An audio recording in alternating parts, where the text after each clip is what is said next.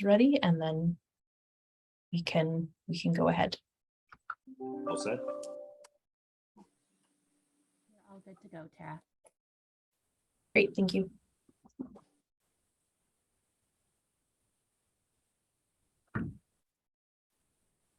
Okay, we are all ready.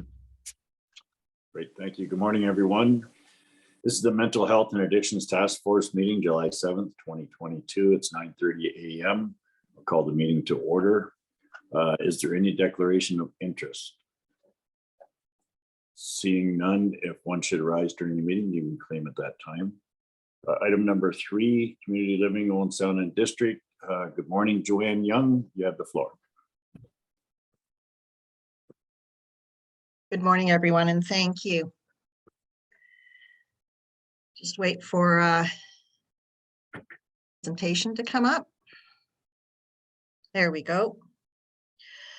So I'll be skipping through the first several slides fairly quickly so we can get to the part of the presentation that addresses the work that we do with people with developmental disabilities, with mental health and substance use and precarious housing issues. But to understand us as an organization, I'll kind of outline those things in the beginning.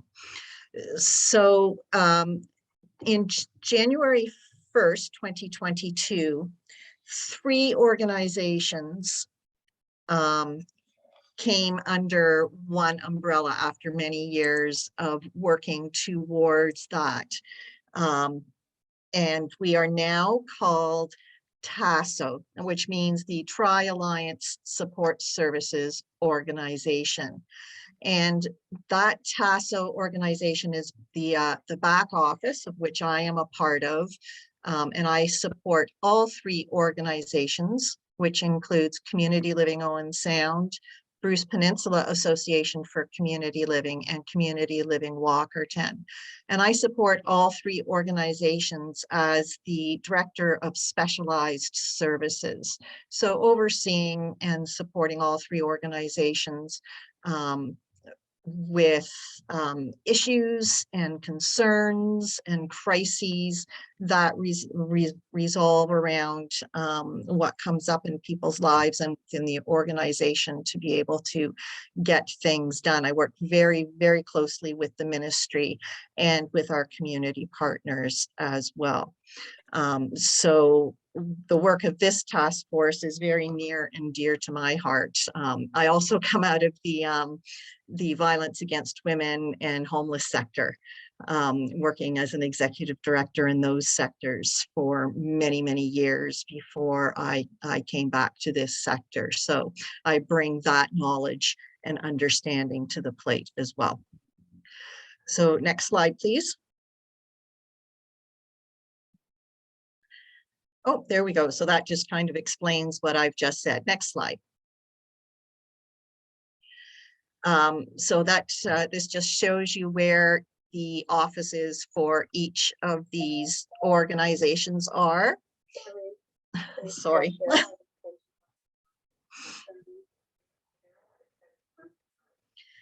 So Bruce Peninsula provides supports for South Bruce Peninsula and up along right up to Tobermory.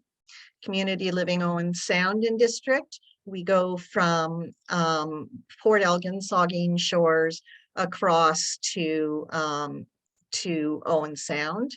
And then Walkerton, Community Living Walkerton, we're in the Brockton area and provide supports to people within the surrounding area as well.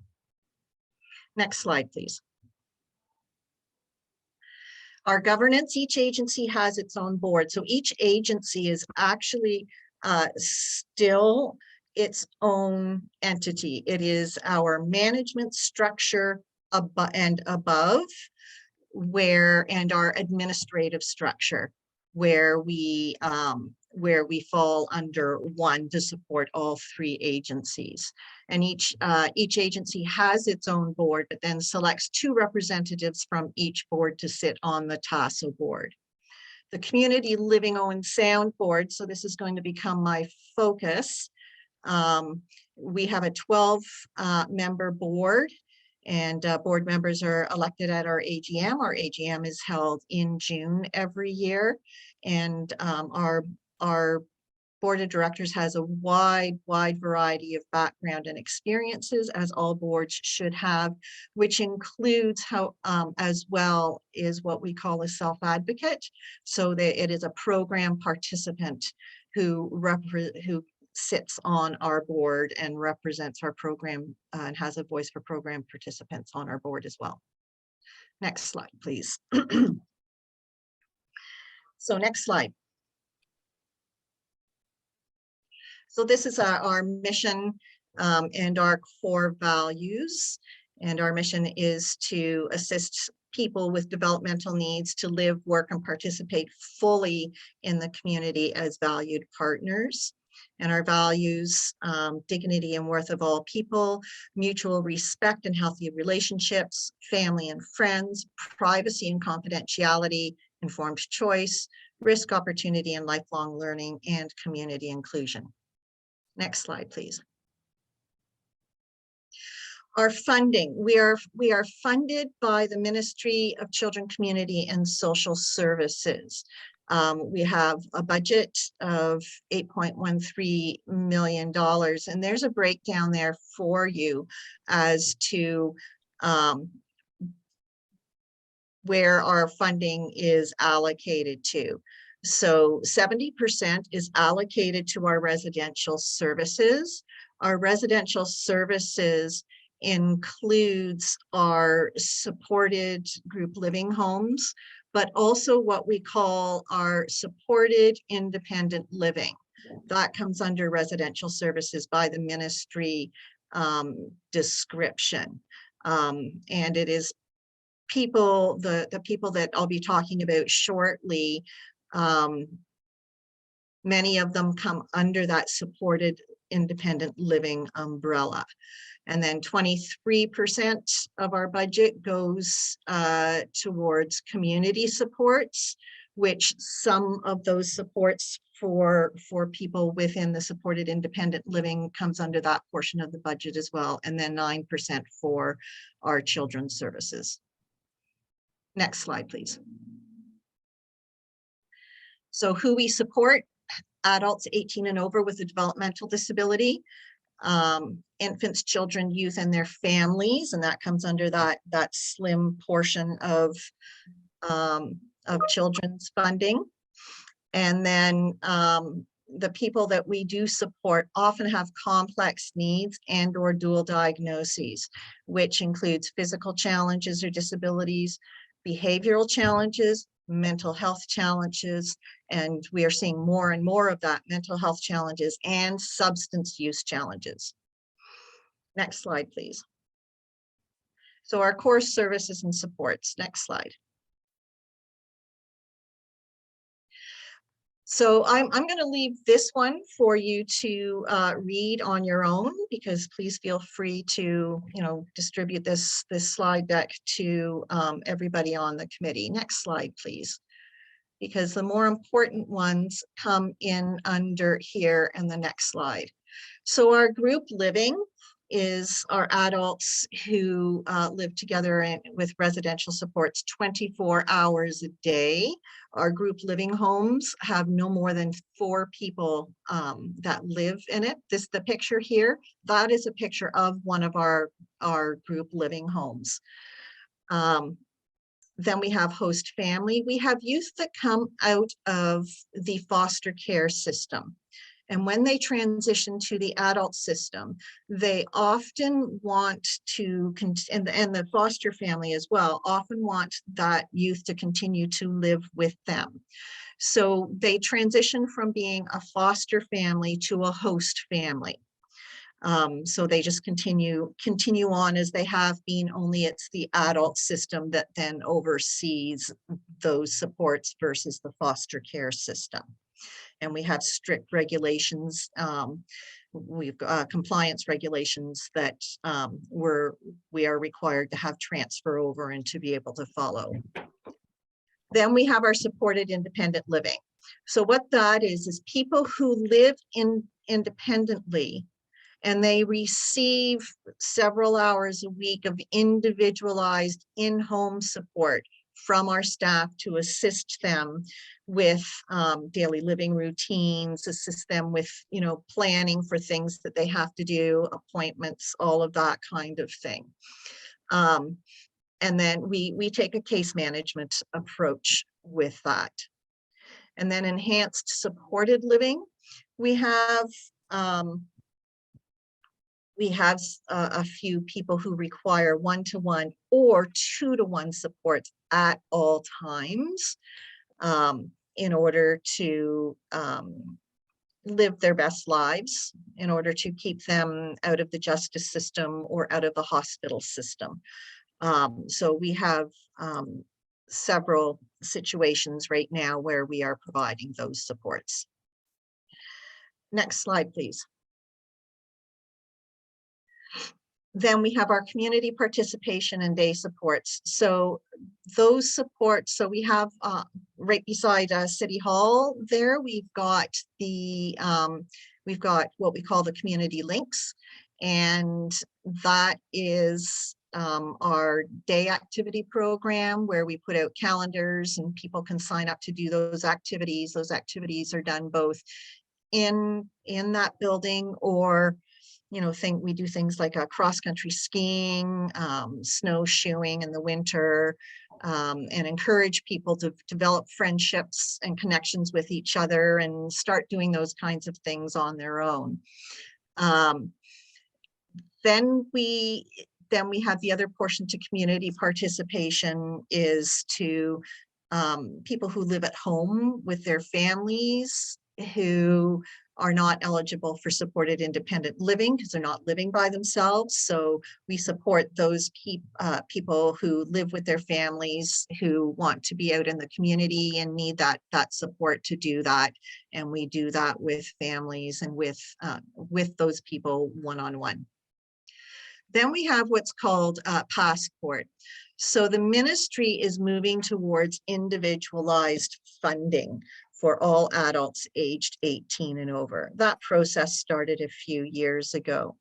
The amount of funding that people are eligible for is dependent on their support needs, but it starts at $5,000 a year. And then people can take those funds and purchase supports. They can purchase a planner to help them plan things out. They can, there's opportunities to purchase things to help them connect in community. So during the pandemic, they were, one of the things on the list that they could purchase were things like iPads, tablets, smart TVs, those kinds of things. And then our staff, if they were connected with one of our staff, would help them get those kinds of things set up and help teach them how to use that effectively. Next slide, please. We have two very unique programs that we have implemented in recent years. The bottom one, the 1290s apartment, that is the old CAS office from years ago. We purchased that. And we, on the top floor of that, we have 6 apartments. And they're all 1-bedroom apartments. We have 2 young ladies that are about to each move into an apartment that require 24-hour supports. So those 2 apartments will be considered under our supported group living. But the other 4 apartments are young people who are in the midst of developing skills and to be able to transition to a full supported independent living model. So what it is when they move into here, it's a modified supported independent living model to support them to learn those skills to be able to take that next step to independence. So we opened that program in 2018. In in the middle of a pandemic, we opened River House. And River House is over on 14th on the west side of town. It's a 2-bedroom apartment, 1 bedroom upstairs, one apartment upstairs, 1 apartment downstairs. The apartment upstairs has somebody that we inherited, who we already supported in a supported independent living program. But the downstairs is our youth transition apartment. So it's youth who are coming right out of the children's system, whether it be foster care or having what we call complex special needs because of high risk for either behavior or mental health or and or addiction issues. So we wrap a team around them when they come in. We have staff through the night, and again, support them to learn the skills to be able to move on. We've had 2 youth move through that program and are in the midst of doing a transition to a 3rd youth. The 2 youth that moved in were very, very high risk youth that people that knew them in their younger teens are absolutely shocked that they have not gotten involved in the street life and all of that kind of thing. And they're doing exceptionally well. So we've proven the effectiveness of wrapping supports around people in a more preventative way instead of reacting once they've been with us for a while and start going off the rails. Next slide, please. So this just breaks down for you the number of people that we support through community living, Owen Sound and District. And what we're going to focus on now is what I've got highlighted in yellow there, and that's the supported independent living supports.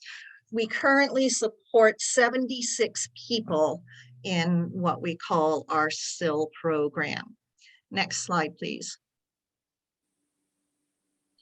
So if we break that down to look at who from those people that we support in that program, that's 76. 16 of those people, or 21.6%, have significant mental health and or substance use issues. 12 of those 16 people, 75%, are precariously housed or experiencing homelessness, which has meant for us a shift in how staff focus on supports for people. It was interesting as I was going through the list a few weeks ago, just to kind of get my head around who these people are, because I deal with them generally on an independent basis. So I took that and I broke it out and did an analysis of the group itself. And of those 16 people, 14 of them are youth who have either just transitioned or transitioned from the children's sector to the adult sector within the last 6 years. And that is huge, because it bears out what we are seeing. At a later slide, it talks about trends. It bears out what we are seeing. And what we are seeing is that with our transitional age youth, I am also the chairperson and coordinator for the transitional aged youth planning for the Grey and Bruce region. So I make sure that planning for youth who have complex special needs or are coming out of the foster care system. I make sure that like when we assign them to agencies, that planning is appropriate planning is happening.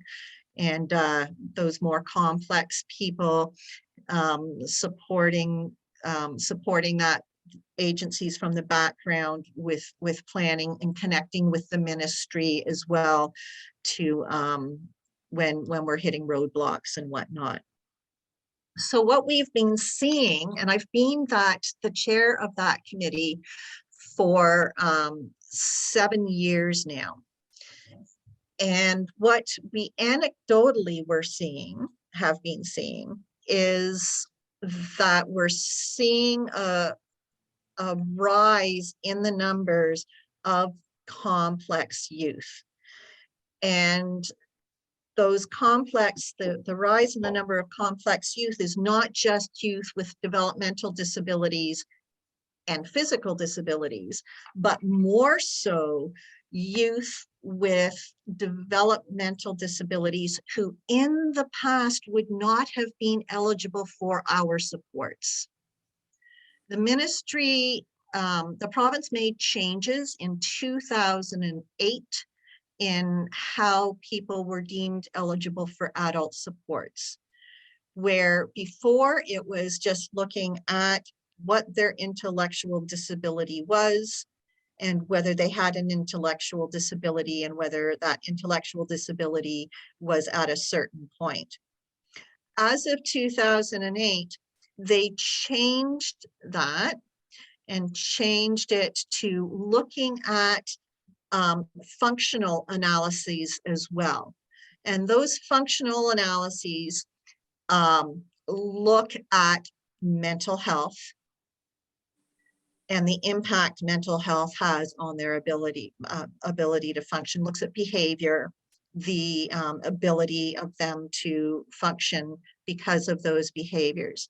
And what we're finding, I'm also a part of now a research committee. We've done one round of research, and that research is several directors of services like myself who came together and have done it. We're now in our second round of research looking at this, and it is bearing out that youth who at one point were not eligible for our supports because of the changes in 2008 are now eligible for our support. So we are seeing more and more youth who are coming our way who have what, for lack of better words, have more of a quote unquote borderline developmental disability, but their mental health,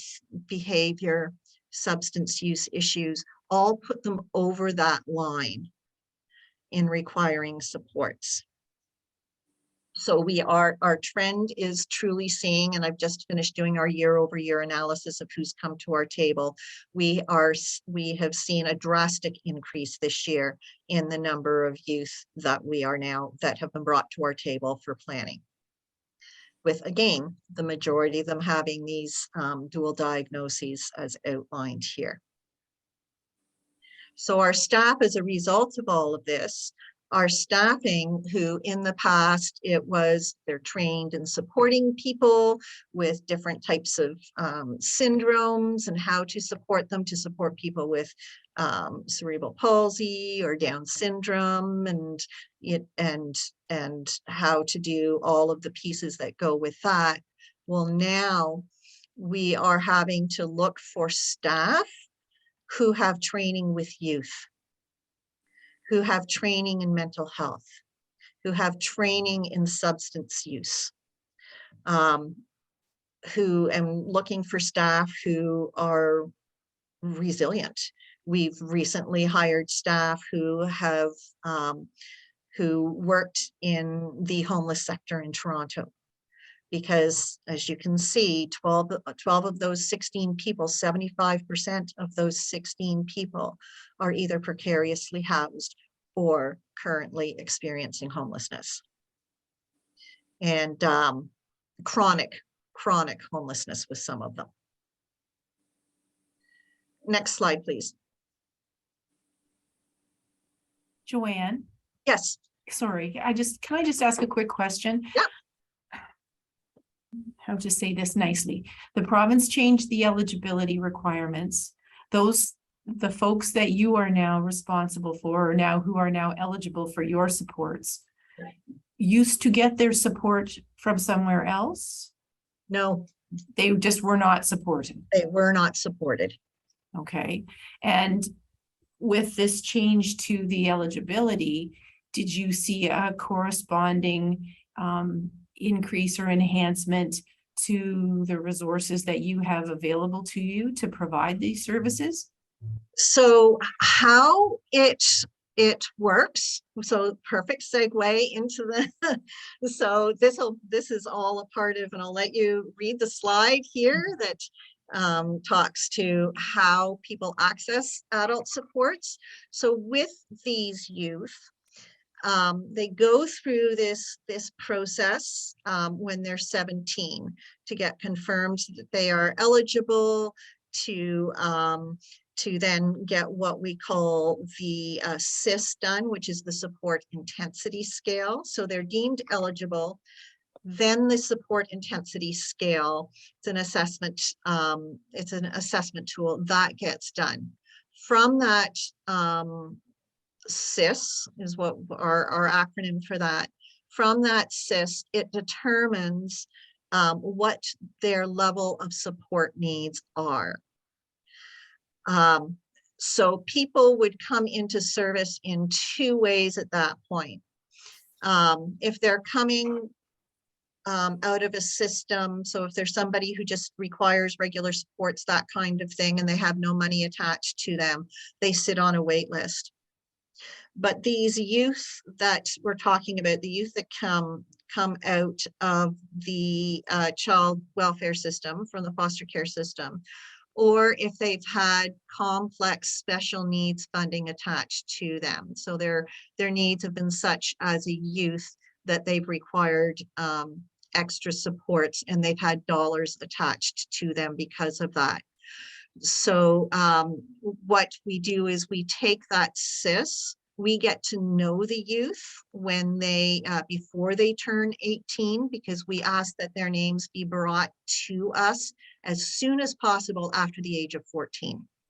Sometimes they don't get to us until they're 16, 17, but we ask that they come to our table as soon as possible after 14.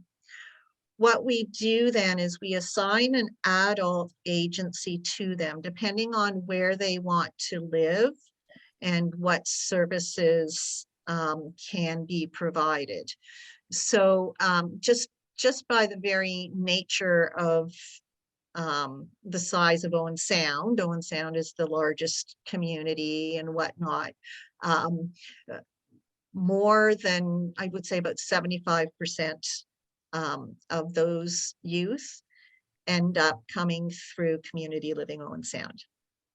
So what we do then is, as soon as their name has been brought to the table, we start spending time. We do this part on our own dollar, because we don't get extra money to spend, once a month, an hour or two getting to know this youth over a period of time.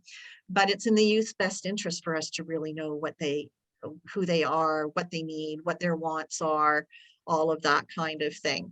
So we spend time getting to know them. And then as soon as their SIS is completed, when they are 17, we know them well enough that we develop a proposal, and we submit that proposal to the ministry. So we are able to bring in extra funding to support that youth. And yeah, so we've got quite the list of youth who have come into us through that process over the last several years now. Do they also qualify, some of them, for ODSP? They all qualify for ODSP. So their ODSP pays their rent, pays their food, all of that kind of thing. Such as it does. It's such exactly such as it does. Yeah, as That's far as you can stretch exactly it. $700. And that's one of our gaps, of course, Mhm. is the housing piece, right? And that's, you know, in our small way is where we've been trying to address it through the development of our 6th Ave building, putting the transitional aged youth piece in instead of putting them out into an apartment on their own. You know, really teaching them so that it becomes easier to find something to suit their needs. So, but it is one of the things that we have highlighted under what our TASO umbrella. So not just Owen Sound, but broadly across the region is that housing piece, that need for housing. So as we're, you know, moving forward, that will be something that we'll be looking at. But right now we're still in the midst of our transition, right? But it is on our agenda to be looking at. So the $740 or whatever they get from ODSP. And then you said the additional, Yeah. then the other money is the passport money or Yeah, what so are the money that we apply for gives our agency the funding to be able to have the staff to support that person. Okay. So that's Yes. that's what we are applying for, is to have enough funding, because, you know, we're bringing them in with the same staffing level, Right. right? Because we have to, you know, it would either be, you know, giving less supports to somebody else who really need it, or waiting for a spot to come available. And then the people who've been sitting on the waiting list for some of them many years waiting for supports still continue to languish on that waiting list. So this is one of the ways that the province is trying to manage some of that. Thank you. Next slide. These are the legislations that we are required to follow. So it's we fall under what we call SIPTA, which is the services and supports to promote the social inclusion of individuals with developmental disabilities. So that's a mouthful. But then we are also required to follow Regulation 29910. Regulation 29910 is our quality assurance measures, and we are inspected annually under Regulation 29910. So we've just gone through in Owen Sound 2 weeks ago, and in Walkerton it was a month ago, and we're just waiting for the shoe to drop up in Bruce Peninsula to have our inspection in Bruce Peninsula. And I am very proud to say that both Walkerton and Owen Sound came through with flying colors. Next slide. So people, I've put this in here because people often are unclear as to what we can do and what we can't do. And it all falls under what those legislations are. So we can support people with activities of daily living. And we do that both in our supported group living environments, as well as people who are living in supported independent living and in our youth transition home, and in our 1290 apartments. One of the critical things that we do is we support people to navigate and connect with systems, because one of the things that one of the issues, and it's been around for years, it's been around in my career as a whole of 45 years, is systems sometimes themselves don't connect very well. So one of our key things, and our staff are amazing at it, is to be able to navigate the systems and to support people to connect within those systems so that they don't fall through the cracks and they don't inadvertently do something that that puts things like their ODSP payments on hold, that kind of thing. We support them, we can support them to connect with community supports. And often those community supports are our community partners, where we, as time goes on, we're becoming much, it used to be we did everything, but we can't do everything. And we're really building some very strong connections with our community partners. Support to develop and implement and reach goals, strategies to address challenges in life. So that's where that kind of case management, we do a lot of harm reduction with people, including going out on the streets and looking for those people who are experiencing homelessness, or those who are precariously housed, to make sure they still have a roof over their head. And that includes keeping some people's medications in our office, and on a daily basis, looking for them to give them their medications.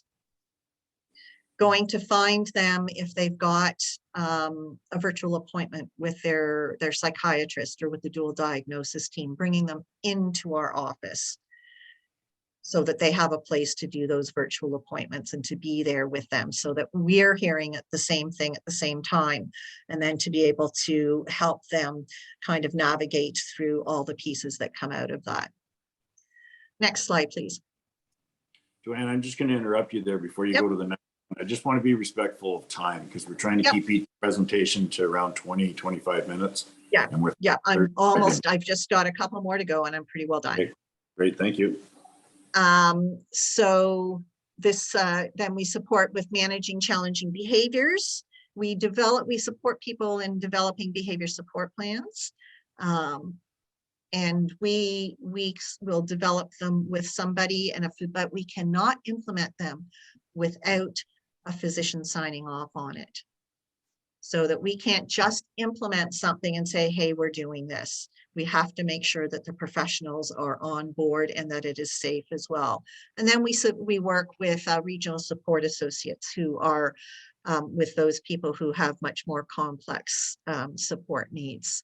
It's an agency that has behavior analysts and specialists at it. Next slide. We cannot physically restrain somebody. We cannot put someone in restraints. We cannot lock somebody in a room. We cannot, so this is the next one's around that clinician piece. And all our staff are trained in nonviolent crisis intervention.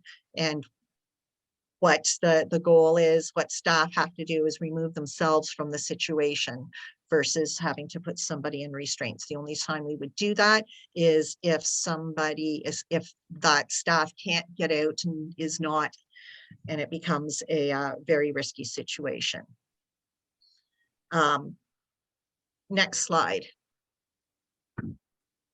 So here's some of the trends and gaps that I've already spoken about. So we've already spoken about the increase in the number of youth who historically we did not support, but now do. Increase in the number of people with dual diagnosis. Increase in substance use, where we very rarely saw it. Our staff have become very adept in working with people with substance use issues. Lack of affordable and appropriate housing. Aging families who have their adult children living at home with them and who are going into crisis. The systems set up that foster siloing of services, and those are some of the things that this community is working really hard to work through, and we are all experiencing staffing challenges. Next slide, please. So, like I said, we've been working really hard to develop partnerships and really seeing that we can't do it alone. some of the key partnerships that we've developed really positive relationships with is the dual diagnosis team at the hospital, CMHA, Y Housing, Great County Housing. We're developing some very positive relationships there. Other housing providers, so the local rooming houses and whatnot, police, we're on a first name, one button push relationship there. EMS, Safe and Sound, Food Bank. Again, 8 years ago, these relationships were just periphery. Now they've become essential. Next slide. And I believe that's it. These are just some links for you. Okay, Joanne, I just wanted to ask that $8.13 million budget that you're talking about, is it completely separate from the individual payments that go to each person? Or is No, that was our budget for last year, and it includes those that individualized funding that comes in with youth. So that goes into the base budget. If a youth happens to move elsewhere, we then have to take that and move that money. The ministry moves that money. It does not include the passport dollars, where people choose what they can do with that. Right. Okay, any other questions for Joanne?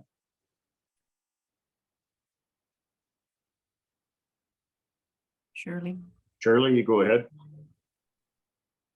Thanks very much, Chair O'Leary, and thank you, Joanne, for your very interesting and informative presentation. I just wondered if you could speak to if there is a relationship or partnership with our local community living organizations, or does Owen Sound oversee some of the clients who might live in other communities? We have a very strong and active community living here in Meaford, and I just wondered if you could speak to any collaborations with them. Yeah, so our children's services support the family out there, because Meaford doesn't have children's services and family services until they're 18. But yes, we are well connected with all of the other community livings. We have what we call a regional service providers table that meets every 2 months. And we discuss kind of local or regional issues there.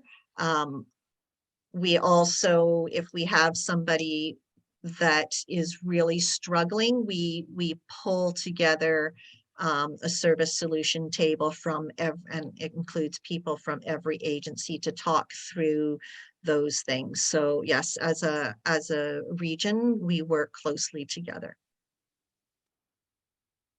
You good, Shirley? Yes, Brian, thank you. Okay, Warden Hicks, go ahead.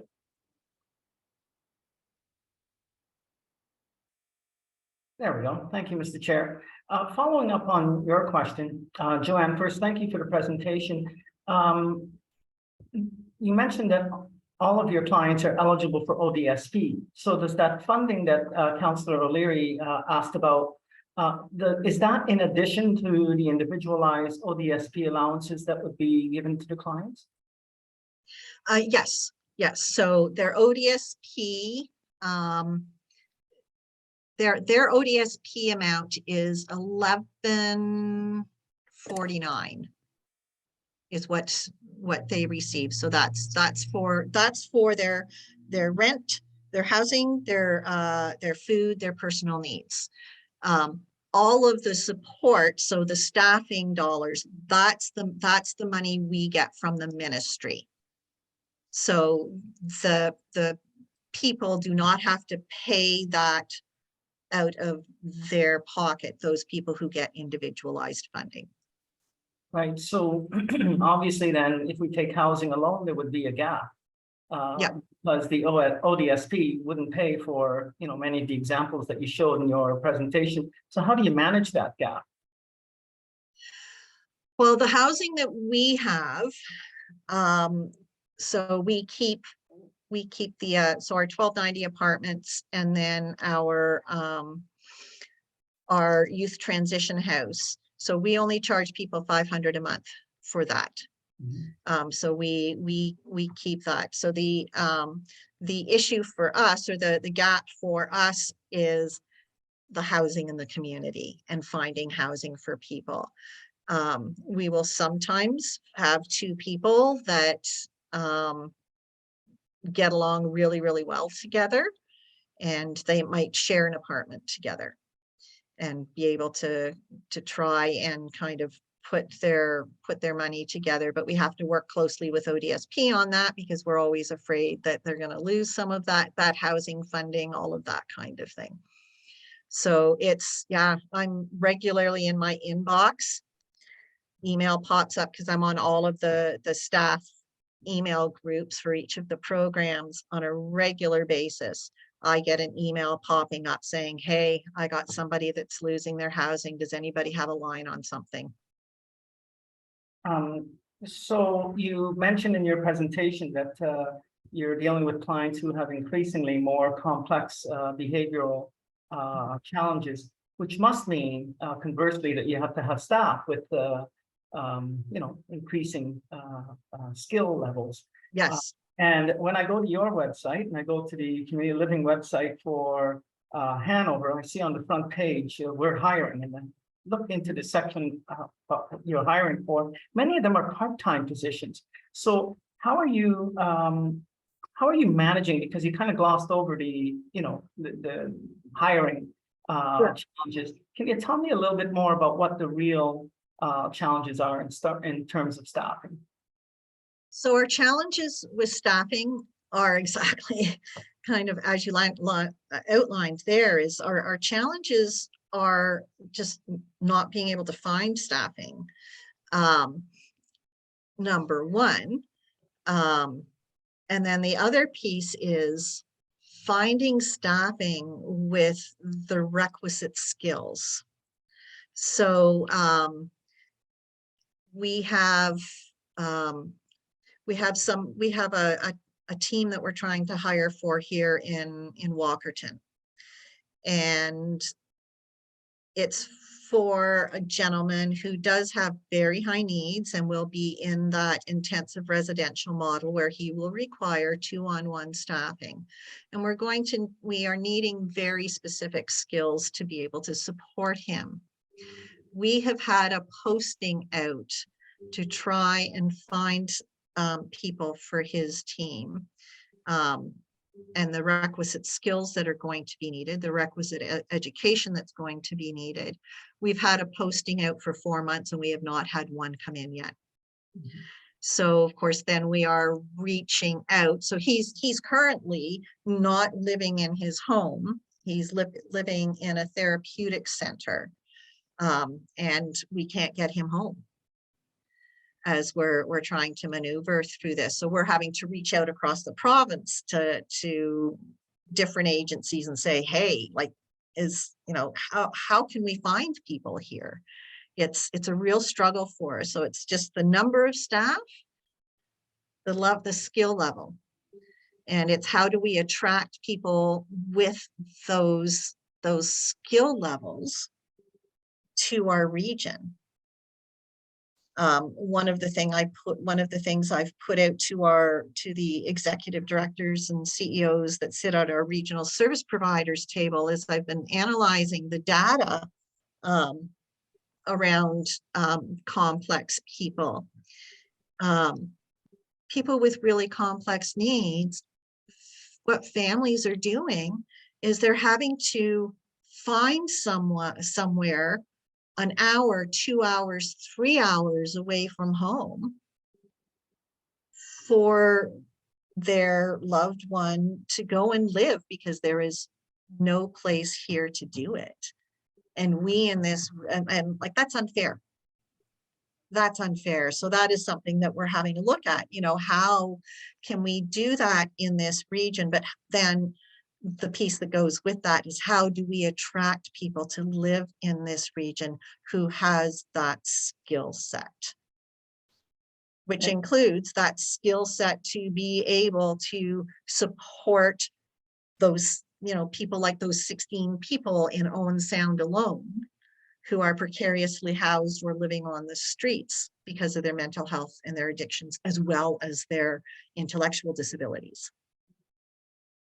Mr. Chairman, my final question. We're a task force. Yeah. And what, we're obviously going to be coming up with a report at the end of this. What 2 or 3 things would you like to see in our report in terms of recommendations coming out of this task force? Ooh, that's a hard one. And I think some of this work is actually already starting within Grey County is the housing safe, affordable, and appropriate housing. And coming from a housing first perspective. Because all the research will tell you, again, like I said, I came out of the being an executive director for many, many years in the I was one of the people that sat on the original task force to end homelessness in the city of Calgary. And as we were researching there, the housing first philosophy is really important because research shows that if you tell somebody they have to be ready for housing first, so they have to get their act together, but they have no place to get their act together, how are they going to get their act together? Like it just creates a vicious cycle, right? So coming from that housing first, harm reduction perspective. Okay, you good, Buck? Okay, I'm going to go back to Councillor Keaveney. Go ahead, Shirley.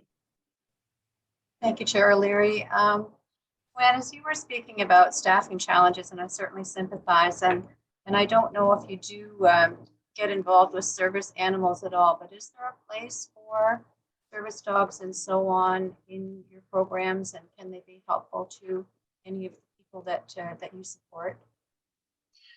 We've supported people who have service dogs. Yeah, but we haven't done it in a formal perspective. It's people who actually have them, and then we support them.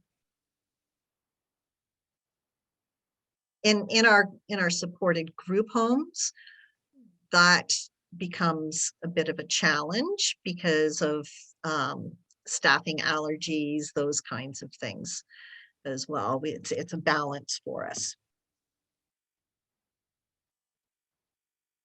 Okay, Joanne, I'm not seeing any other questions, so I think we'll wrap that up and move on. So thank you very much for your presentation this morning. Really appreciate it. Thank you, everyone. Okay, item number 4, coordinated access and by names list. We have Josh Gibson and Caitlin Curry up. Good morning. Thanks very much, Mr. Chair, and good morning, members of the committee. Caitlin really deserves all the praise for this presentation she's going to be bringing forward for you today. And I'm just here basically to provide an introduction and then help out with any questions that I can around the end. You'll be familiar with a lot of the content because it was part of the enumeration report that was brought in January to council.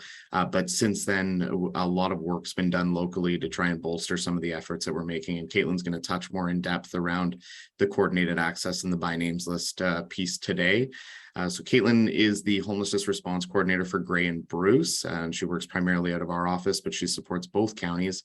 And she joined us from the Peterborough area in November and has been an amazing addition to the team with a ton of experience around homelessness and short-term shelter and all of the pieces that attribute to somebody losing or having difficulty obtaining housing. So I'll turn it over to Caitlin. I think she's going to share her presentation with you, and I'll be around for questions at the end. Thanks. Thanks, Josh. Good morning, Caitlin. Great, thank you. And I'm just not seeing the option to share my screen. Oh, sorry, I found it there.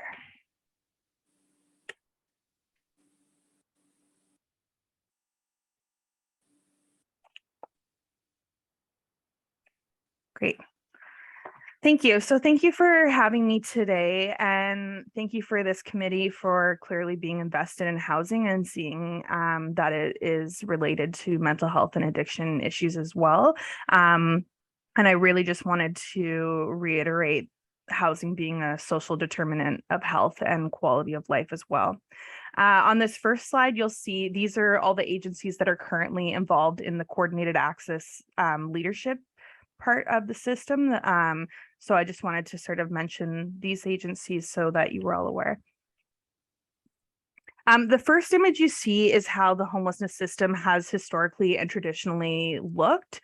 So it's been more like a maze. Clients have frequently been required to repeat their stories over and over as they try to find the correct entry point into the homelessness system.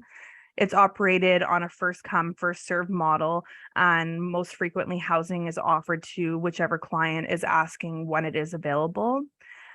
Clients and frontline workers are required to be system savvy and know the right people to make the right connections to find the right housing. Those who are offered housing resources are often presenting with less complicated situations and frequently are those who would be more likely to resolve their own homelessness with light touch supports. And many will be considered to have burnt bridges, and all future opportunities will be impacted by this. So as I mentioned, this is how the system has historically and traditionally operated, but we're working to move it more towards a graphic like this. And it is a system that is more coordinated, efficient, and also trauma informed. So the coordinated system seeks to ensure that there's multiple entry points into the system that all flow through a consistent process and outflows to housing resources that are the right resource at the right time for the right person. It connects the emergency side of the system to the solution side of the system. And for clients, there's no need to repeat their story or trauma numerous times when they don't want to or don't need to. An individual's housing plan is supported by all services across the community, working together to find and retain housing. And supports and services are matched based on needs and preferences, not first come, first serve. It moves away from that model, a model that relies on individuals being the best advocate in order to access resources. And instead, this system ensures that individuals can enter the system from any door and be served in a manner that meets their needs. And as I mentioned, there's no wrong door to services. Fair and transparent access to resources are available no matter which service is accessed or not accessed. There's no need to rely on staff to advocate for access to resources because the system flows in a way that meets the level of need. So a coordinated access system is what it sounds like. It's a coordinated and collaborative effort to more effectively serve individuals and households experiencing homelessness within our communities, and specifically the most vulnerable individuals experiencing homelessness. There are a few fundamental pillars to this approach, which I'll outline in more detail. And the first is a common entry and navigation process. So this includes an access, so a common intake, triage, so a system that is able to refer individuals to emergency services and supports, a prioritization system, and matching and referral to housing programs and other services across the community. So we often use the triage station in an emergency department as an example of how coordinated access works on a practical level. So let's say Jeff breaks his arm and comes to the emergency room. The triage nurse completes a quick intake with Jeff and collects some standard information. She then performs a quick assessment, the same assessment that is given to anyone presenting in the ER. And this helps to determine how urgent Jeff's needs are relative to other patients in the waiting room. The nurse identifies that while Jeff's broken arm isn't important to attend to as soon as possible, there are 3 individuals who are experiencing heart issues who need to be provided with services first, and there's only 1 ER doctor available. Any follow-up after the ER visits are recorded in the same medical information system, so Jeff's family doctor and ER doctor are aware that he's been referred to physical therapy as a follow-up to the emergency services provided. So this is the way in which we hope to work towards a more coordinated system using the same model within the homelessness system as well.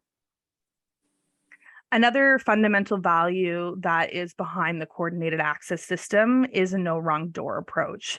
As I have alluded to already, the coordinated access system seeks to ensure that households can enter the system through any avenue and receive a consistent level of appropriate support. The goal of this new system is to equip all individuals working with people experiencing homelessness, so not only individuals working within the homelessness system, but within any system that serves individuals experiencing homelessness, with the knowledge and skills to support individuals in accessing the homelessness system.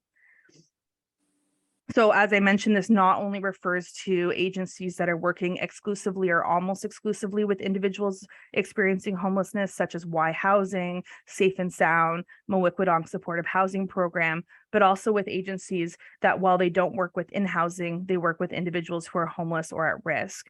And they often have strong rapport with individuals they work with. For example, these agencies could include Ontario Works, paramedics or police, CMHA.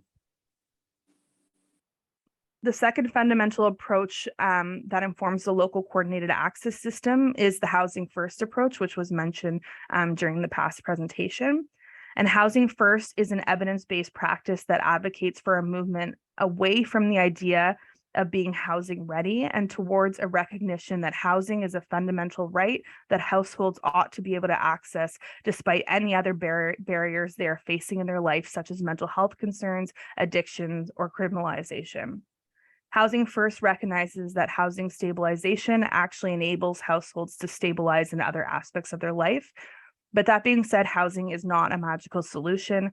This stabilization often requires supports that range in intensity depending on the household's level of need. The term Housing First was coined in the US, and it refers to a matrix of policy and services responses relating to the idea that one cannot expect people experiencing homelessness to simply pull themselves out of extremely dire circumstances and demonstrate that they are housing ready while still living in a shelter outside. From a service delivery perspective, Housing First is a recovery-oriented approach focused on quickly moving people from homelessness into housing and then providing supports necessary to maintain the stability.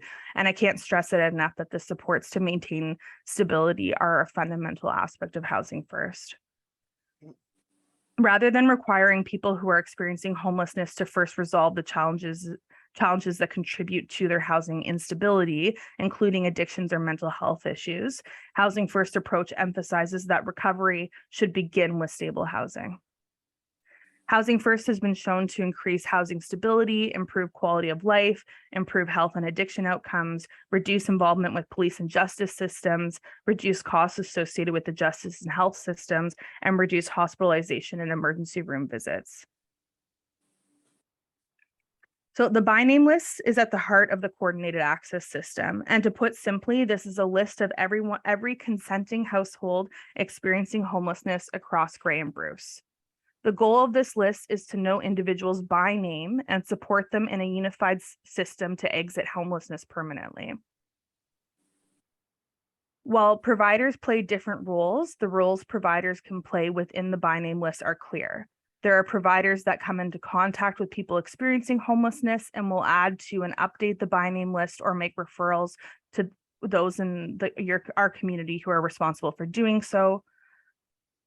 So for example, these could include shelters or the motel program locally, drop-in programs, outreach.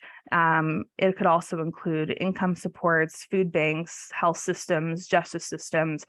Some communities have even included libraries, as they often see folks experiencing homelessness accessing the space. And there are also providers who have housing resources who will house people from the by name list. And important to note that in this, we're not only talking about bricks and mortar housing, we're talking about housing subsidies, and probably most importantly, the case management supports that come with that. What these providers look like and how they will work together within our system will vary based on the mandates and capacity of providers. But we started by engaging providers who have a direct mandate to work specifically with people experiencing homelessness. So for example, as I mentioned, the emergency motel program, street outreach.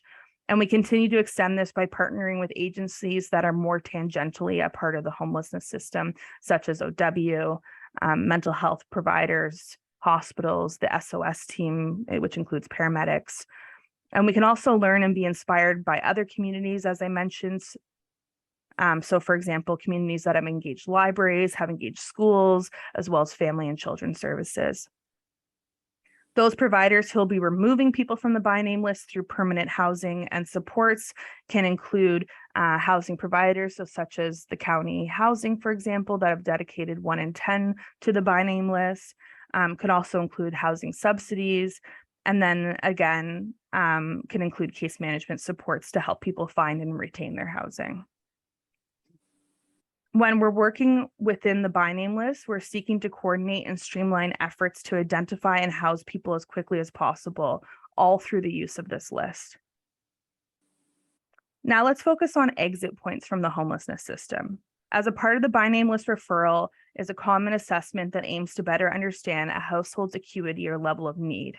This not only informs the way in which households are prioritized, which I'll discuss in detail shortly, but also what resources would be best prioritized for that particular household.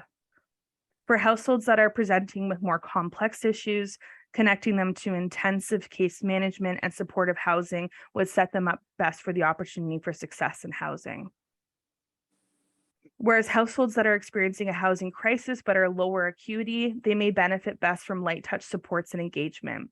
It wouldn't be beneficial to connect someone who is experiencing homelessness for the first time due to job loss with an ACT worker at the hospital, or vice versa. Someone who is street entrenched and experiencing chronic homelessness likely wouldn't benefit from simply being provided with housing listings and encouragement.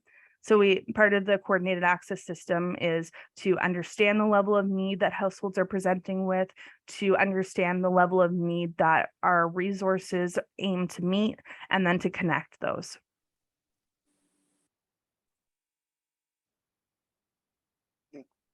Another key tool offered by the by name list is data. This data supports the system at 2 levels: person-specific level data and system-level data. Person-specific data refers to the information we gain through tracking individual households through the homelessness system by the by name list. System-level data refers to the tracked changes of the entire population experiencing homelessness that enables us to measure progress and improvements. Because the by name list is interacted with on a weekly and often daily level, this means that the data we have access to is up to date and reflective of the current community landscape. So instead of having data that we review on a quarter or bi-yearly or yearly basis where we produce a snapshot of statistical data from, say, a year ago, the by name list is being updated every week. Community partners are constantly reaching out to me and giving me new information about individuals on the by name list. And that means that the data we have today is more accurate to what is actually happening on the ground today. So what does this data look like in action? System level data allows us to ask questions like, did chronic homelessness decline overall? Are there more households with chronic health conditions this month than there was last month? And with data to answer these questions, we can identify solutions and approaches that work towards ending homelessness through data-driven approaches that can shift to support new trends in the data. Without system-level data, our community cannot track progress, advocate, or allocate resources based on up-to-date real numbers, and we can also make projections and work towards meaningful goals. Ultimately, we will know what is and what isn't working. Person-specific data enables us to ask specific questions like, did specific people experiencing homelessness within our communities? We can ask questions like, did Andrea get housed? How long has Andrea been experiencing chronic homelessness? And by asking these questions, we can use this data to provide a coordinated access to housing and supports. Without person-specific data, we could accidentally duplicate aggregated data and misallocate resources. This data enables us to coordinate case planning and case conferencing to better support individuals. We can set and work towards housing people as quickly as possible based on local priorities, and we can actually quantify what housing resources are needed to end chronic homelessness locally. Now I'd like to pause and just summarize the benefits of the by name list and coordinated access system. So firstly, it produces a smarter triage system, allowing us to target the limited housing resources to the most vulnerable households. It also enables us to stretch the limited resources further by connections between households to cost-effective supports. The by name list ultimately improves systems. We can use data to see trends, flag bottlenecks, identify opportunities for improvements across our systems. And in identifying these opportunities, this process also allows us to test new strategies and quickly learn whether or not they are working to reach our goals. Lastly, this system change enables resource advocacy. We can ground this advocacy in concrete data and use our monthly data trends to make realistic projections and quantify projected system needs and gaps. So what is the data locally telling us? So this data is as of the last day in May 2022. And as I mentioned, there's 215 households, so that includes individuals, couples, or families who are actively experiencing homelessness in Grey Bruce. And the majority of them, 141 of these households, are in Grey County. It can often be challenging to determine the exact numbers within Grey County because we know that the borders between the two counties are very loose and people move between them really frequently. So someone may have had their referral completed in Bruce County, but then quickly left the county and are now in Grey County. So that's just something to keep in mind with these numbers. 102 of the 141 households in Grey are chronically homeless. So that means that they experienced at least 6 months of homelessness over the last 12 months. This is a very, very high number. And also around their level of needs. So we kind of organize it into low acuity, mid acuity, and high acuity. We'll see that the majority are in the lower acuity mark with 40%, but it's fairly evenly spread out. And we still have a significant number of individuals that are meeting that threshold for high acuity. In terms of demographics, there were of the Grey County households, there was 24 youth-led households, 47 Indigenous households, and 28 families. And in particular, I want to highlight the Indigenous households, which are disproportionately represented amongst this data. In terms of mental health and addictions, we can see that the total number of individuals on the list compared to the number of individuals who identified having a mental health concern and the number of individuals who identified having an addiction concern, and it's quite high. And also keeping in mind that in some cases, individuals may not have disclosed, so the numbers are likely higher.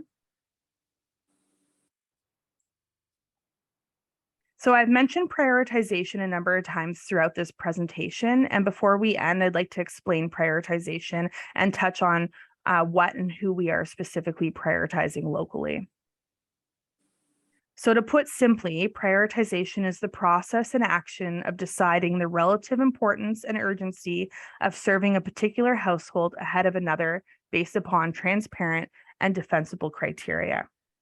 In terms of homelessness in Grey County, we are seeking to prioritize households that, due to their intersecting identities and experiences, are at an elevated risk of adverse effects from their experience of homelessness. So why do we prioritize? We do this because there are often more households experiencing homelessness than the system has the capacity to serve. As a result, we must take careful and intentional consideration into how the limited resources can be allocated in order to have the biggest impact. Additionally, and for these reasons, the province of Ontario has also indicated that service managers are responsible for ensuring that the by name list can and has supported prioritization. So let's revisit the healthcare system for an example of prioritization, such as the kidney transplant list. So patients are added to the transplant list at different times and for different reasons. All are prioritized based on their level of need, and people may move higher up on the list as their health deteriorates and their likelihood of surviving without a new kidney declines. Because the wait can be years, patients cannot simply remain on the list until their name reaches the top. Instead, they are supported to stabilize their health and decrease their risk level as best as possible via alternative interventions. Some people may find a family donor and be able to resolve their situation on their own. However, even when a kidney becomes available, it does not necessarily go to the person who's at the top of the list. In order to ensure the match is appropriate, the patient must be the appropriate blood type and age to receive the available kidney. The priority list is simply a way of determining, of all of those eligible to receive this kidney, who has the greatest need at the time it becomes available. These same principles are applied when prioritizing for resources in the homelessness system. So what are we prioritizing? We are prioritizing, as I mentioned, those who are experiencing chronic homelessness. So again, that's 6 months over the last 12-month period. Youth, so individuals that are 16 to 24. Indigenous households, and again, this speaks to the overrepresentation of Indigenous households disproportionate to the population. Those struggling with mental health, physical health, and substance use concerns, and those sleeping outside or environments that are not fit for humans to sleep in. Oops.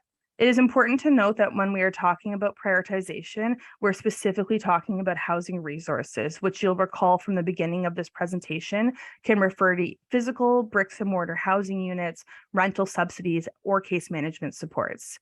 Prioritization criteria are not applied to emergency supports such as the motel program. And in many communities, prioritization is something that is already practiced. So the shift to coordinated access really just means documenting and standardizing and making more transparent those existing practices. And finally, I want to end by acknowledging that the Nameless and coordinated access system is a part of a greater countrywide movement to better serve households experiencing homelessness.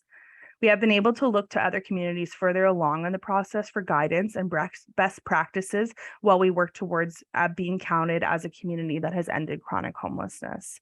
We're certainly in the process and we have a lot of work to do, but we're making headway in terms of coming together as a system to better coordinate efforts.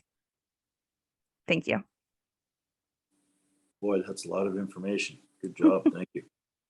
Caitlin, when you, I love to set goals and I like to see other people set goals and organizations, but I have to ask, when you talk about working towards ending homelessness, is that really an attainable goal or should we be talking about reduction? I think it's about talking about ending chronic homelessness. We're not going to end, realistically, we're not going to end homelessness. People will always experience things in their life that put their housing at risk and maybe lose their housing. But it's about ending that chronic entrenched homelessness where people are just can't get out of that cycle of homelessness. And I do think that's a realistic goal. And there are communities across Canada that have already done this. Great, thanks. Other questions for Caitlin or Josh? Sorry, not necessarily a question. I just wanted to emphasize Caitlin's presentation really talked about the system, and it is a massive shift in what we've traditionally done. So it is about just explaining what's important about it. But I want to emphasize something that Caitlin talked about around matching and selection. It's really important. People talk about housing first, and like Caitlin said, it's not a magic bullet that's going to solve the issues. Once we provide somebody with housing, there has to be a very high level of support, and the person has to be accepting of that support. We have recently experienced a failure of a matching, and it wasn't good because you really want to help every single person that walks through the door and have a successful tenancy. And in this particular situation, the tenancy lasted less than a month, and there was supports there trying to knock on the door 2 to 3 times a week, and just the support wasn't being accepted, and ultimately it was causing enough issues within the building that we had to ask them to leave. So it's not about just housing, it is about support and having those supports available and having them be accepted. So thank you very much, Caitlin. That was excellent. I think also on that note, I just want to mention that it's also why we need a variety of different opportunities and resources for people, including various case management intensive or light touch support, because everyone is entitled to housing and we have to meet people where they're at. So maybe that intensive supports are not what someone wants. So then finding something in the private market with the supports of them continuing to keep that is also significant. Great, thank you. Okay, we're going to go to Councillor Mackey. Good morning, Scott. Morning, Chair O'Leary, and morning, other members of the committee. Thanks very much, Caitlin. I got a lot of questions, but I'll start with I guess the first one is our by names list. What percentage of the overall wait list are we allowed to put on the by names list? If it is a percentage, I'm wondering what that is.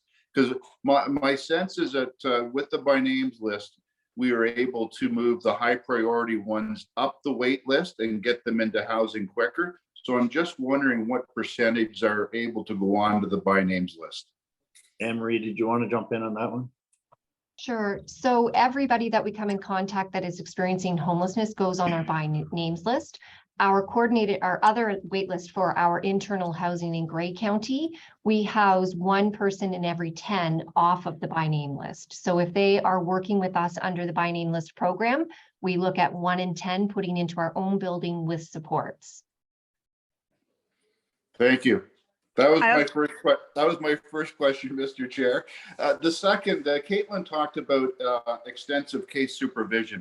I'm just wondering who is providing that, and if that's county staff or whether we're relying on other agencies for that case supervision.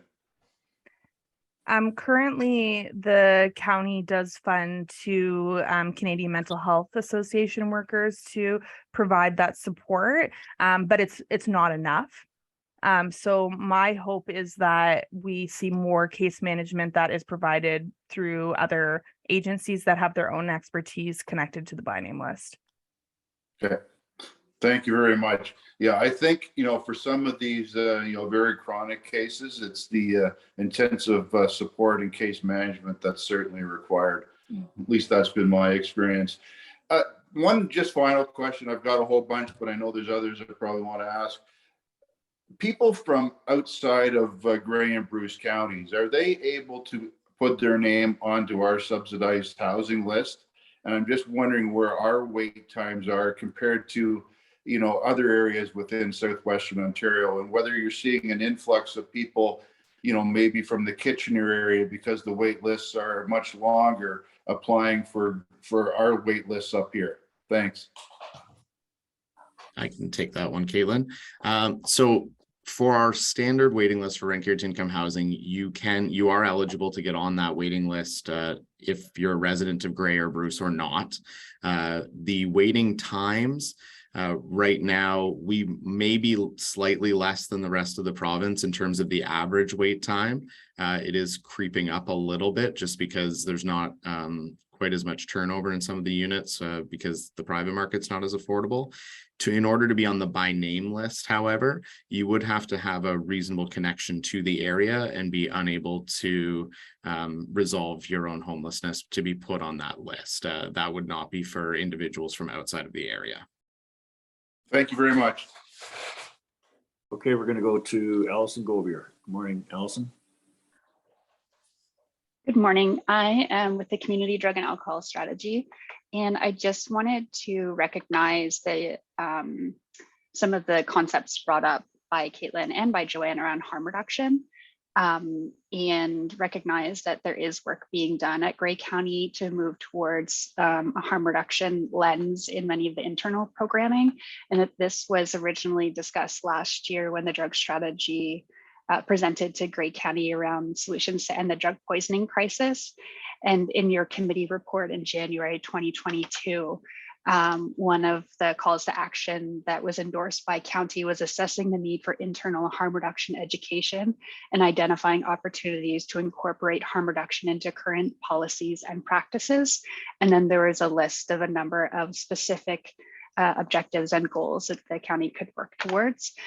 So I just wanted to highlight those and say that the drug strategy looks forward to continuing that conversation with the staff, and that training has already begun to happen within the county, and just really acknowledge and celebrate the housing first approach, in that, recognizing that people with substance use disorder have a fundamental and human right to housing, and that perhaps sometimes when we're housing someone who has a substance use disorder, and their path is not abstinence or 12-step recovery, that there are supports and services offered, not just internal to the county, but from external partners as well, to support that person, whatever they choose in terms of their own health and wellness. So I just wanted to recognize that and say thank you, and then look forward to our continued partnership. Great, thanks, Allison. Any other questions? I think just to add to what Allison was saying too, Grey County has been a leader in that. I think locally we do have a fairly large representation of housing that is recovery based locally, that's offered by some nonprofits, and as a result, the 1 in 10 units through Grey County are being prioritized in a way that's meeting the needs of folks that are using substances and are not at a point of recovery. Thank you. Okay, we're going to go to Scott again. Thanks, Mr. Chair. I guess if no one else, I'll step in again. I'm just going back to the presentation we had from Joanne. I think she had 16 cases of individuals with developmental disabilities or dual diagnosis that were experiencing homelessness. Just wondering if those individuals would meet the criteria for our by names list. The first question. And then secondly, she talked about the transitional age youth and pre-planning for them starting at, age 16 or 17, when they reach adulthood. Just wondering if individuals like that, can they be added to our list, prior to their 18th birthday for subsidized housing? Thanks. So I think the quick answer to the first one is yes. Anybody experiencing homelessness could be added to the by names list, and anybody that's able to live independently that's 16 years of age or older can apply for housing. So I guess my question, Josh, if they're supported through the youth system up until their 18th birthday, knowing that there may not be adult supports available for them when they reach 18, could they be added to the Grey County list, a couple of years prior, knowing that that date is coming along? Could they be added to the list? And, situations may change, but when they turn 18, they would have already been on the list and maybe, closer to that acceptance date?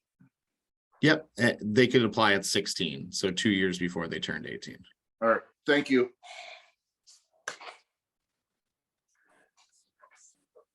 Okay, not seeing any other questions. Okay, so we'll move on. Thank you very much to Caitlin and Josh. Item number 5, we go to Dr. Zayed from Public Health to speak on our work group update. Good morning, Dr. Zayed. Good morning, Mr. Chairman. Good morning, everyone. Just to change gears, there is some updates on the work that is done for the task force. I want to share it with the task force, which is some progress and updates that may be of significant support to the local action on the drug and opioid crisis. So as a quick background, that the COMO working group on drug and opioid crisis that was developed a few months back and had sought a focal priority action on the crisis. And they developed alpha resolution that was passed defining 9 priorities for multi-sectoral response for the opioid and the drug crisis. And also working on this priority, starting to work on this priority put this priority into actions. So the main some of these priorities are related to the prevention side, which is enhance and ensure sustainability of support for substance use prevention and mental health promotion initiatives, with a focus on early childhood and adolescence, in addition to expanding the collection, analysis, and reporting of timely integrated epidemiological data initiative to guide resource allocation, frontline programs and service, and inform healthy public policy. So I thought really what the action that was developed after these 9 priorities is the development of not a working group, a committee or a subgroup out of this working group. And this committee is composed of 7 public health units, and Grey Bruce Health Unit was selected to be the chair of this group, or a co-chair with a partnership with Public Health Ontario. And the support from Public Health Ontario is really an important support for the local action. So I started with the Public Health Ontario for this week to develop the terms of reference. And the main objectives of this group or committee is to understand the evidence-based intervention for preventing substance-related harm among youth, including mitigating adverse childhood experiences. And we have a very important initiatives that we can work on regarding the adverse childhood experiences. So moving this crisis upstream is really important over the long term. The second objective is understand the evidence-based intervention that integrate the social determinants of health and address the impact of structural discrimination and experiences of marginalization. And that's also if we action that at a local level and with the expertise from Public Health Ontario, it will be of a great benefit. The third objective is describing the local programming in Ontario in the context of relevant evidence. So again, we have many programs at the local level working on the same subject, mental health promotion or opioid crisis. So trying to have this kind of centralization of these programs and make evidence-based action of the coordinated action of these programs would be very helpful. And finally develop a framework to map areas of coverage and gaps for intervention, consider overlap with mental health promotion. So there is, of course, through our discussion, there are gaps, so we need to really identify this gap and streamline the action for that. There is, the committee is working for 1 year as initial work, and then will be reassessed after that. There are, so we are also, that's very important from the start to identify deliverables. So there are 3 deliverables for this committee. The first deliverable is an environmental scan of early child and youth program mapped on to evidence effectiveness on substance use outcome. And this will be related to intervention approaches at the local population context, consider knowledge translation, and we will work with some knowledge translation centers in Canada, not necessarily in the province. And the second deliverable is a summary of current epidemiology.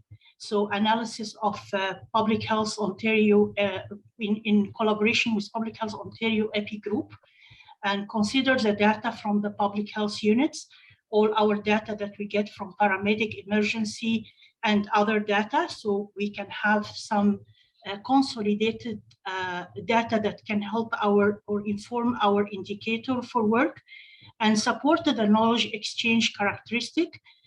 Also working with Ontario Drug Policy and Research Network and the Office of the Chief Coroner who is also who's recently recruited Dr. Matthew Hodges, who is also a public health physician, which is really a great advantage. The third deliverable is a grant proposal for conceptual framework for action. And we also identified, again, the chart or for timelines and deliverables to work with the group. And I will meet with this group in August.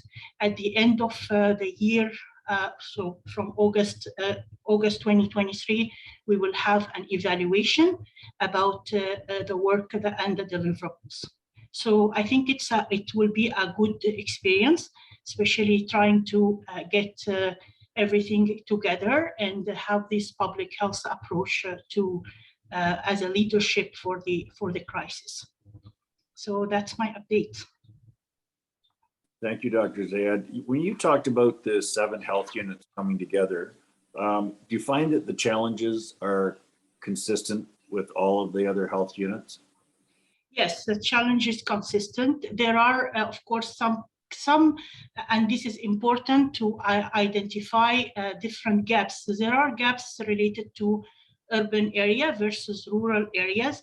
There are also things that we are going to do in terms of feasibility studies. For example, when we talk about safe consumption site or safe injection site, does that work in a rural area similar to urban?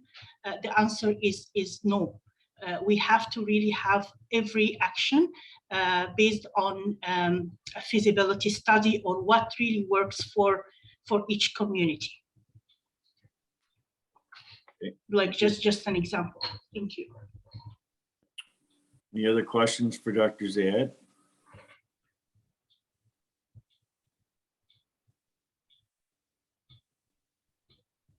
Oh, Allison Goldberg. Sorry, go ahead. Oh, No? hi. I do have a question. Just wanting to clarify. So on the last topic there, feasibility for safe consumption sites, for example, would that be within the scope of the prevention subgroup of COMO, or would that be a task to another subgroup of COMO? No, we have a work group, a main work group for COMO, and we are discussing if this feasibility study will be under the environmental scan or the conceptual framework, or it will be under the main work group. We are still discussing that, but this is something that I just give it as an example of how things could be different between health unit at the local level. Mm-hmm. Okay, thank you. Yeah, I'm happy to hear about this work happening at the provincial level, and I look forward to connecting with you and your team, Dr. Zayed, through the work of the drug strategy. I also just wanted to connect the dots for council members that the drug strategy in partnership with public health and CMHA presented last year around this time on solutions to end the drug poisoning crisis. So I've heard Dr. Zayed said before in meetings, like locally, we're kind of ahead of the curve in terms of advocating and raising awareness about what these policy solutions are. So the policy solutions that Dr. Zayed talked about today related to COMO very much mirror the solutions that were presented to council last year. So I'm just going to put those in the chat just for reference for the minutes. Some of the information provided in our presentation last year is more Grey Bruce centric.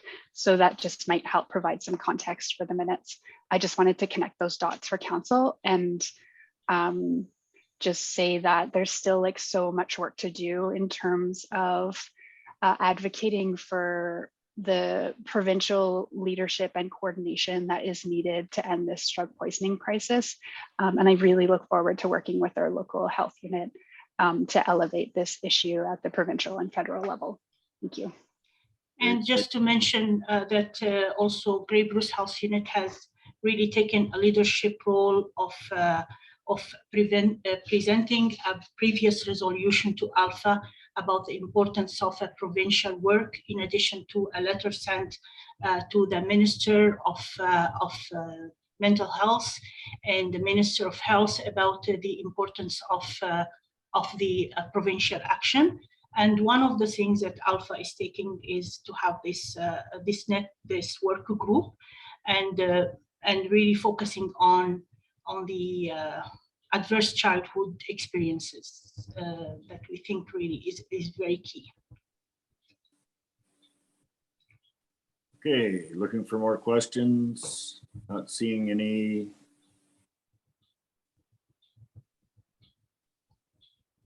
Okay, great. Thank you very much, Dr. Zayed. Appreciate it. And Allison for your input.